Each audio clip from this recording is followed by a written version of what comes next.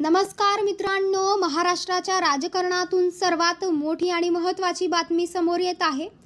उपमुख्यमंत्री अजित पवार यांच्या पिंपरी चिंचवडमधील बालेकिल्ल्याला धक्का बसण्याची शक्यता आहे। अजित पवार समर्थक राष्ट्रवादी काँग्रेसचे 16 माजी नगरसेवक पुण्यात खासदार शरद पवार यांना नुकतेच भेटले आहेत। लवकरच ते त्यांच्या नेतृत्वाखाली पक्षप्रवेश करतील अशी चर्चा सुरू झाली आहे।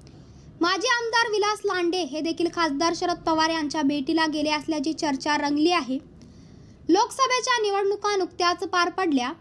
या निवडणुकांमध्ये महाविकास आघाडीसह खासदार शरद पवार यांच्या राष्ट्रवादी काँग्रेस पक्षाला जबरदस्त यश मिळाले।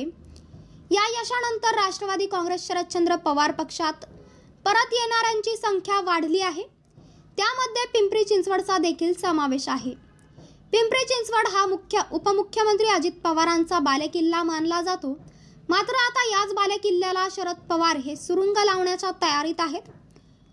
राष्ट्रवादीचे पिंपरी चिंचवड शहराध्यक्ष अजित गव्हाणे यांच्यासह 16 माजी नगरसेवकांनी पुण्यातील मोदी बागेत ज्येष्ठ नेते शरद पवार यांची भेट घेतल्याचे खात्रीलायक वृत्त आहे।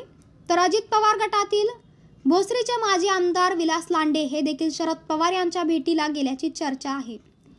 भोसरी विधानसभेत आगामी काळात महायुती एकत्र लढल्यास ही जागा भाजपाचे विद्यमान आमदार महेश लांडगे यांना सुटण्याची दाट शक्यता आहे। तर महाविकास आघाडीत भोसरी विधानसभा मतदारसंघ शिवसेना उद्धव बाळासाहेब ठाकरे पक्षासाठी सोडला जातो। मात्र आगामी काळात जागा वाटपात नेमकी काय चित्र असेल हे नंतरच स्पष्ट होईल। लोकसभा निवडणुकीत महाविकास आघाडी व राष्ट्रवादी काँग्रेस शरदचंद्र पवार पक्षाला मिळालेल्या यशामुळे वातावरण चांगलेच आहे।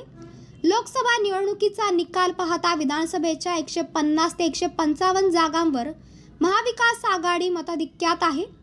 त्यामुळे आगामी काळात राज्यात सत्ता बदल ही काळ्या दगडावरची रेष आहे। परंतु बदलत्या वातावरणात पक्षात येणारे अनेक आहेत। संकट काळात ज्यांनी आम्हाला साथ दिली त्यांना विसरता येणार नाही। त्यांना विश्वासात घेऊनच पुढील निर्णय वरिष्ठ नेते घेतील।